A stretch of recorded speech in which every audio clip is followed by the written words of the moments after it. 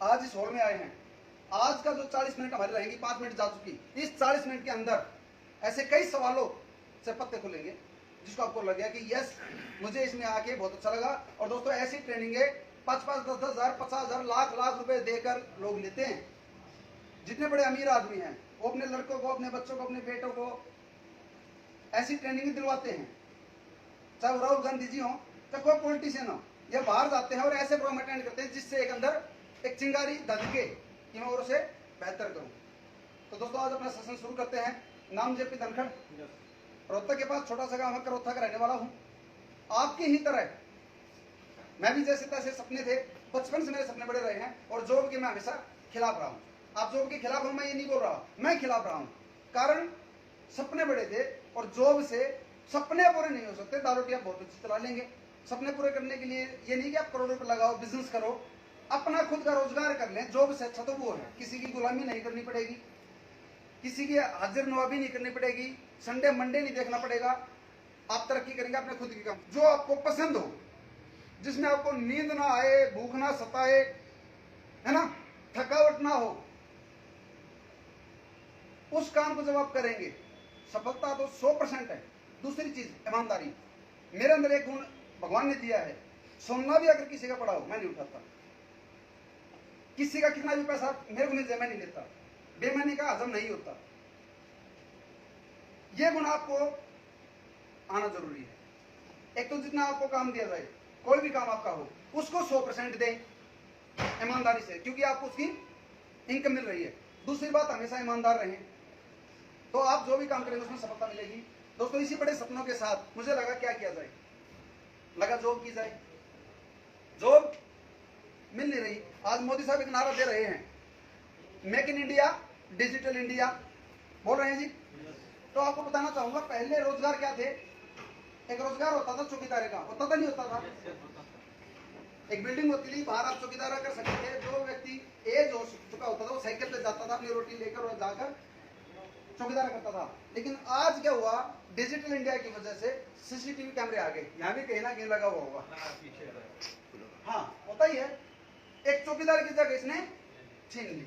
पूरी बिल्डिंग होती थी, हर बिल्डिंग का एक चौकीदार होता था। एक बिल्डिंग में 70 फ्लैट थे तो 70 चौकीदार, 4 नहीं तो एक तो कम से कम था। लेकिन आज क्या हुआ, उल्टा है जी, चौकीदार को हटा दिया और कैमरा लगा दिया। इसके फायदे हैं। क्या फायदे हैं? ये सोता नहीं है, अपना पराया नहीं देखता, इसको भूख नहीं लगती, इसकी सैलरी नहीं देनी पड़ती, बस इसका छोटा सा मेंटेनेंस का खर्चा है। लेकिन वो व्यक्ति जो अपने घर में 4-5 बच्चों का लालन पालन कर रहा था, किसी तरह से साइकिल पे आता था, 2 रोटी लेकर और शाम को जाता था, महीने में 8-10 हजार जो लेके जाता था, वो डिजिटल इंडिया की वजह से रोजगार नहीं रहे। हमारे प्रधानमंत्री जी इजराइल गए थे, याद है आपको? इजराइल में उन्होंने बहुत सारी चीजें देखी, पेड़ पौधे देखे, पशु पक्षी देखे, लेकिन एक और खतरनाक चीज देखी, बीएसएफ नहीं देखी। इजराइल के सबसे ज्यादा दुश्मन है, 7 देश लगते हैं, 7 के 7 इजराइल के दुश्मन। हमारे कितने हैं?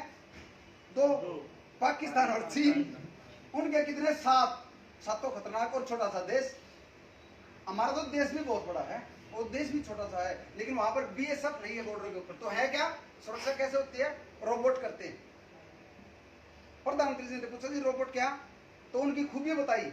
एक तो इनका निशाना अचूक होता है, मच्छर भी अगर वो आगे से गया तो गोली मार सकते हैं मच्छर को, अचूक निशाने की वजह से। नींद नहीं आती और दुश्मन इनका सर नहीं काट के ले जा सकते।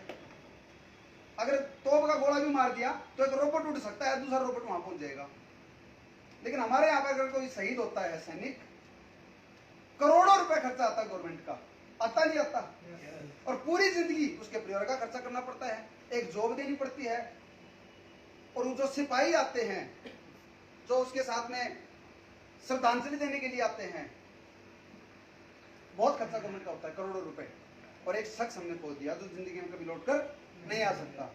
बच्चों ने अपने पिताजी खो दिया, माँ बाप ने अपना बेटा खो दिया, वाइफ ने अपना हस्बैंड खो दिया, और देश ने एक सिपाही खो दिया। तो गौरव मोदी साहब को ये बात मैं आपको बताना चाहूँ, बीएसएफ से रिटायरमेंट तो हो रही है, क्या भर्तियां हो रही हैं? सोचिए आप क्यों नहीं हो रही। दोस्तों अगली जो कार्रवाई है, भगवान ना करे मोदी साहब अगर अपने बॉर्डर पे भी सियाचिन में बर्फ में भी रोबोट खड़े कर दें तो जरूरत क्या है? इसी प्रकार बैंकों में एक जॉब का ऑप्शन होता था, बैंकों में बहुत सारे लोग क्लर्क लगना चाहते थे, वहां पर होता था कि पैसे लेने के लिए व्यक्ति अलग होते थे, देने वाले अलग होते थे, प्रिंट करने वाले अलग होते थे, और ठीक वही चौकीदार अलग होता था। लेकिन अब क्या है, पैसे लेने के लिए बैंक में शायद कोई जाता हो, आज एटीएम लगे हुए हैं, उससे भी बढ़कर डिजिटल हो गए। अब सबके फोन से ट्रांजैक्शन होने लग गई। स्टाफ खाली बैठा हुआ बैंकों में, पहले लंबी लंबी लाइनें होती थी। तो जॉब कम हुई या नहीं हुई? ना तो प्रिंट छापने वाले रहे, ना अकाउंट खोलने वाले रहे। यूपीआई से अकाउंट खुल जाते हैं आपके, आधार कार्ड और आप अपना मोबाइल नंबर दीजिए, अकाउंट घर पे खुल जाता है, डिजिटल आप कर लेते हैं सारे काम। तो बैंकों में जॉब कम हो चुकी है। स्कूलों की अगर बात करें, आज जूम पे स्कूल में स्टडी चल रही है। पीछे कोरोना काल ने बहुत कुछ सिखा दिया, जो चीजें आनी तो थी, लेकिन 10 साल 15 साल 20 साल बाद जो चीजें आनी थी, कोरोना काल ने वो थोड़ा सा जल्दी ले आए। पूरा इंडिया डिजिटल हो गया। बच्चे बच्चे जिसको दादा दादी ताता ताती कहने नहीं आते, वो लोग थोल लेते हैं। मेरा अलग लोग, मेरी वाइफ का अलग लोग, दादा का अलग लोग, दादी का अलग लोग, चाचा का अलग लोग है, चाची का अलग लोग है। सबके लोग बच्चों को पता है, हमें नहीं पता एक दूसरे के लोग। सच मानना, जिनको बोलना नहीं आता वो लोग खोल के डाउनलोड कर लेते हैं, डिलीट कर देते हैं, गेम खेल लेते हैं, हमें नहीं खेलने आते। यानी कि कहीं ना कहीं टेक्नोलॉजी बहुत ज्यादा बढ़ गई। तो स्कूलों में अगर बात करें, टीचर कम हुए हैं।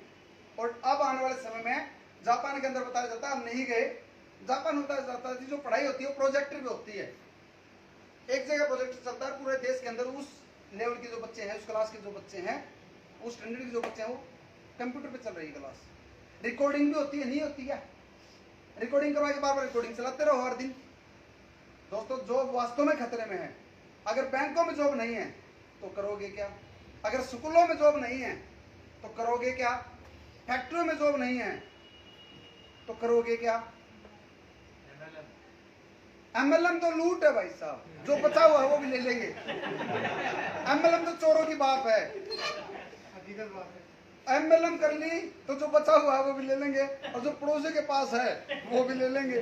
आपके रिश्तेदार आपके इर्द गिर्द 100 किलोमीटर में अगर कोई है, खैर 100 किलोमीटर देखते नहीं ना टोकर, हजारों किलोमीटर के एरिया में अगर कोई है आपके, उसका पैसा तो बचना नहीं। एमएलएम,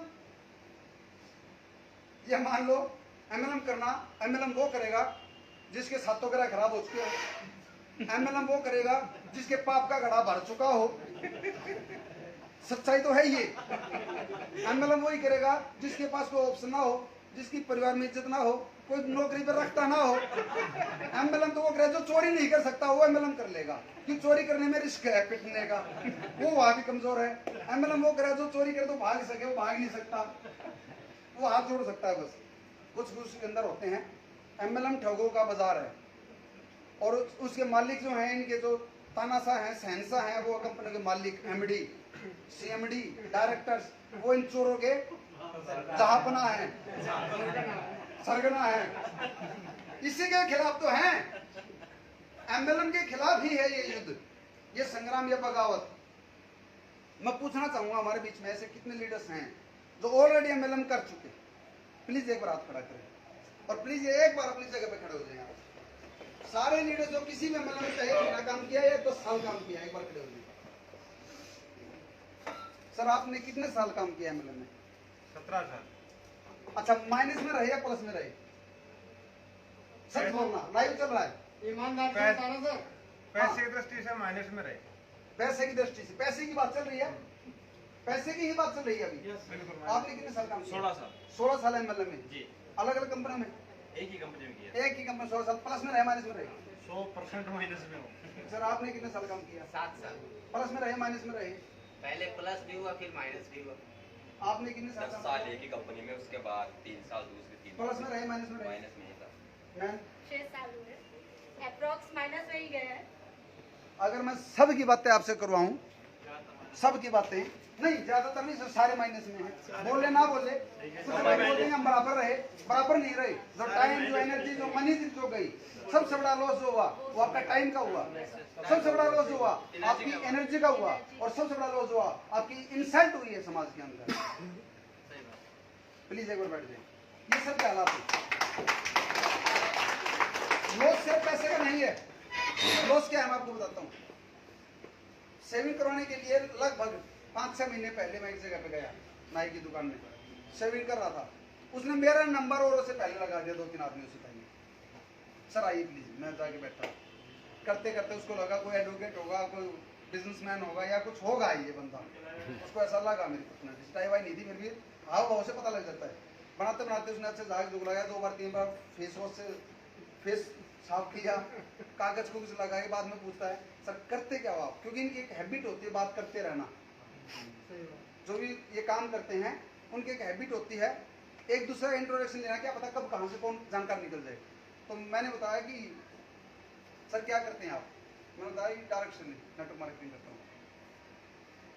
सर मैं शीशम देख रहा था, वो यहाँ था। उसका एकदम से जो है ना चेहरा चेंज हो गया, ऐसे हो गया जैसे मतलब उसके मुंह में कीचड़ ठोक दिया हो किसी ने। इतना चेंज हो गया एकदम से, इतना चेंज, वो सदमे में आ गया। और मेरी तरफ मतलब उसके हाथ में अगर वो होता तो शायद काट देता। मेरे को ऐसा भाव आया अंदर से कि यार, मैं थोड़ा सा चौकस हुआ कि ऐसे कैसे बदल गया एकदम। तो उसके भाव एकदम से बदल गए और मेरे मुंह पे ऐसे करके करने लग गया। तो मुझे लगा ये बदला कैसे। अब मेरे अंदर क्या भाव आए, बताया ही गलत, कुछ तो सोच रखा था इसने अच्छा। मेरे अंदर आया कि क्यों बताया, मैंने इसको प्लान नहीं देना, मैंने इसको ज्वाइनिंग नहीं करवाना था। मेरे से गलती क्या हो गई, रट्टा था एक जुबान पे कि हम करते क्या नेटवर्क मार्केटिंग, वो रट्टा था। मैं सोच नहीं पाया, उसने सवाल पूछ लिया, मैंने जवाब दे दिया। अगर मैं थोड़ा 1 मिनट रुक जाता तो मैं शायद ना बताता उसको। तो उसके भाव बदल गए। मैंने पूछा भाई साहब क्या हुआ, जोगिंदर भाई क्या हुआ। तो सर क्या बताऊँ, ये हराम खोरों का बिजनेस है। अब आप जैसे आदमी इसमें हैं तो क्या बताऊँ। एक दोस्त है चोर हराम खोर, 16,000 रुपये लिए थे, कर्जे से लेके आया था एक दोस्त से मांग के। 50-50 रुपये इकट्ठे करते हैं, 16,000 रुपये एकदम ले गया। 1 जोड़ी जूते, 2 पैंट दे गया और 1 चश्मा दे गया। मेरा ये चश्मा मेरा हाथ नहीं लगा, मगर लगा हुआ तो था, चश्मा दे गया। 4 चीजें दे के गए 16,500 रुपये में। उसके बाद बोला वो आज तक वापिस नहीं आया, ग्राहक भी गया। उससे पहले रोज आता था, सालों से आता था। धीरे धीरे करके मेरे को सेट कर लिया, सेट करके 16,500 निकलवा लिए। और जिस दिन निकलवाई पर दिल्ली लेके गया था तालकटोरा के अंदर, उसके बाद आज तक वो दोबारा मेरा कस्टमर भी गया। अंदर आपके अंदर निखार लेके आना, आपको बेहतर कर देना, ये फ्री में करता है ये इंडस्ट्री। जो बोल नहीं सकता गूंगे को बुला देगी इंडस्ट्री, भागला से ही बोलने लग जाएगा। जो बोलते हैं ना शर्माऊ, इस इंडस्ट्री में डालते 2 महीने, वो पूरे परिवार में सबसे ज्यादा बोलेगा। तो ये इंडस्ट्री ये अच्छा काम करती है। अब आपके परिवार में दिल में और शादी में आप गए, आपके चारों तरफ हाथ आ जाएंगे आपके व्यवहार के कारण। आप हंसमुख हो। जैसे ही किसी ने पूछ लिया भाई साहब करते क्या हो, और आपने बता दिया कि मैं MLM करता हूँ, पीछे मुड़ के देखो तो कोई नहीं मिलेगा, फिर आगे वाला भी नहीं मिलेगा जो पूछ रहा था। आप पीछे पीछे, वो आगे आगे, उनको पता है अब ये नंबर लेगा। क्या बोलेगा, योगेश जी कैसे हो, अच्छा चंडीगढ़ रहते हो क्या, चंडीगढ़ उसका कोई हो या ना हो, पता क्या कहेगा, चंडीगढ़ मेरे मामा रहते हैं, चंडीगढ़ मेरे अंकल रहते हैं, आता जाता रहता हूँ, कभी आएंगे तो मुलाकात करेंगे, नंबर दे दो। नंबर दे दिया तो वैसा फिर उसका फॉलो स्टार्ट, कभी भी आ जाएगा चंडीगढ़, वो उसको काम हो या ना हो। कभी भी ट्रेन पकड़ेगा रात को 8 बजे 9 बजे आपके दरवाजे पे, और आपको कॉल मारेगा, और गलती से कॉल उठा लिया, एक ही बात बोलेगा घर के बाहर हूँ। पता नहीं कैसे ढूंढ लेते हैं, घर भी ढूंढ लेते हैं। घर के बाहर हूँ, आप अंदर लेके जाओगे, रात को प्लान दिखाएगा, आप ये सोचोगे कैसे भेजूं, सुबह का प्रोग्राम में चलना है, आप सोचोगे कैसे वापस भेजूं। आप सुबह उसके साथ, क्योंकि वो चंडीगढ़ गया 250-300 किलोमीटर चल के, 500 किलोमीटर चल के, तो आप क्योंकि नैतिक आदमी हो, जिम्मेदार आदमी हो, सामाजिक आदमी हो, आप अपनी जॉब भी छोड़ोगे उस दिन की। क्यों घर में उसको छोड़ोगे तो वो किसी और को लेके जाएगा, भाभी जी को लेके जाएगा। तो आप सोचोगे कि मैं देखा हूँ कहीं शोर फंसाना ले मेरे पीछे से, तो आप उसके प्रोग्राम में जाओगे, सारा दिन पकाएगा, और बाद में 2.5, 3, 15, 20 हज़ार रुपये निकलवा लेगा, और आपको देने इसलिए पड़ेंगे क्योंकि दोबारा आएगा नहीं। तो ये थोड़े से बेशर्म होते हैं, इनको खुद ही पता ये कर क्या रहे हैं। अपने 100 रुपये के चक्कर में आपके 20,000 रुपये खराब कर देंगे। इनको 500 मिलते हैं, 16,500 की आईडी इधर, 16,500 की आईडी इधर, और रुपए आएंगे उसको 1000। अगर वो 500 रुपये आपसे वैसे मांग लेता ना, तो आपके भी 16,000 बच जाते, उसको 500 मिलने थे। लेकिन समझाए कौन, चैनल पकड़ा के छोड़ रखा है इनको, ना अपना प्रॉफिट देखते ना अपना लॉस देखते। तो मैं ये नहीं बोलता कि आप MLM करें, बिल्कुल नहीं बोलते, लेकिन दोस्त आज सोचने का विषय है। फिर इंडस्ट्री चल क्यों रही है, नेट पे सर्च करें, वर्ल्ड को स्टडी करें, जितने भी देश विकसित कंट्री हैं, हर देश के अंदर डायरेक्ट सेलिंग पे कानून है, काम चल रहा है, लोग अमीर और करोड़पति बन रहे हैं। हेलीकॉप्टर तक, खुद के प्लेन तक लोगों ने ले रखे हैं। बड़ी बड़ी गाड़ियां अगर किसी की हैं तो नेटवर्करों की हैं। डोनाल्ड ट्रंप जो अमेरिका के राष्ट्रपति रह चुके, उनकी खुद की 2 कंपनियां चल रही हैं। ऑस्ट्रेलिया के अंदर अंडे, ब्रेड, कोका कोला लेंगे तो आप नेटवर्किंग में है। जापान के अंदर सबसे बड़ा बिजनेस है तो डायरेक्ट सेलिंग के अनुसार है। ऑस्ट्रेलिया में, चीन में, जर्मनी में, जापान में, रूस में, रशिया में, फ्रांस में, हर जगह है ये इंडस्ट्री। लेकिन सिर्फ भारत में इसका बेड़ा गर्क हुआ है। और वो किसने किया? वो किया कंपनियों ने। भारत में सबसे पहली कंपनी आई एमवे। लोगों को एथिक्स के साथ काम करना सिखाया, लोगों को एजुकेशन दी, लोगों को प्रोडक्ट के लिए अवेयर किया और एक अच्छी क्वालिटी प्रोडक्ट दिया। लेकिन वो प्रोडक्ट हमारे बजट से बाहर था। क्यों? क्योंकि वो अमेरिका का पेटेंट प्रोडक्ट था। वहां डॉलर में मिलता है, यहाँ रुपए में मिलता है। और यहाँ $1 $70 के बराबर, $75 के बराबर। $1 $75 के बराबर। यानी वो जो चीज $1 में थी, वहां की जो ज्वाइनिंग है वो $200 में है। भारत में वो ज्वाइनिंग 6, 7, 8, 10 हजार में हो जाती है। बिजनेस सही है, लेकिन हमारा कल्चर, हमारी मेंटलिटी, हमारी पॉकेट अलाउ नहीं करती इसको करने के लिए। अगर मैं रोहतक के अंदर हेलीकॉप्टर ठीक करने की दुकान खोलूं, चलेगी क्या? लेकिन अगर हीरो होंडा, स्प्लेंडर, बाइक ठीक करने की दुकान खोलूं तो कहीं भी कर लो भाई साहब, कहीं भी चलेगी। ठीक वैसे ही आज वो काम अगर करोगे तो हेलीकॉप्टर की दुकान खोलनी है। लेकिन हुआ क्या? उससे लोगों ने एजुकेशन ली। भारत में पहली कंपनी आई, उसने एजुकेशन दी और लोगों ने क्या किया? उससे निकल कर, सीख कर कंपनियां खोलना शुरू कर दी। 2-2, 4-4 लाख रुपए लगाए, कंपनी बना ली। कंपनी बनाने के बाद क्या लेके आए? कोट पैंट के कपड़े। 100 रुपए की पैंट शर्ट 1500 रुपए की बेची। 5-5 हजार के टीवी 20-20 हजार में बेचे और लोगों ने लिए। 80,000 रुपए के गद्दे, 85-1 लाख रुपए का बेड का गद्दा बेचा। किसने लिया? भैंस बेच के। और नेटवर्किंग सबसे ज्यादा रूरल एरिया में चलती है, सबसे ज्यादा ग्रामीण क्षेत्र में चलती है। क्यों? पढ़े लिखे कम है। क्यों? बेवकूफ बनाना आसान है। क्यों? बेरोजगारी ज्यादा है, जरूरत ज्यादा है, भोले वाले इंसान है गाँव में ज्यादातर। एक दूसरे पर विश्वास कर लेते। शहर का व्यक्ति एक दूसरे पर विश्वास कम करता है, लेकिन गांव का व्यक्ति एक दूसरे पर विश्वास ज्यादा करता है। तो उन लोगों ने अपने प्लाट बेच के, अपनी जमीन बेचकर गद्दे ले लिए और आज तक वो उन पर सोए नहीं, बर्बाद हुए लोग, आत्महत्या कर ली। उसके बाद दूसरी कंपनी आई, तीसरी कंपनी आई, चौथी कंपनी आई और जितनी भी कंपनी आई न्यूट्रिशन लेके आ रही है। अब एक भी कंपनी घर की जरूरत का सामान लेकर नहीं आ रही। एक भी कंपनी वो प्रोडक्ट लेकर नहीं आ रही जो आपको चाहिए। बताया जाता है कस्टमर से सीधा मैन्युफैक्चरर का सामान ले रहे हैं हम, फिर महंगा क्यों, सस्ता क्यों नहीं?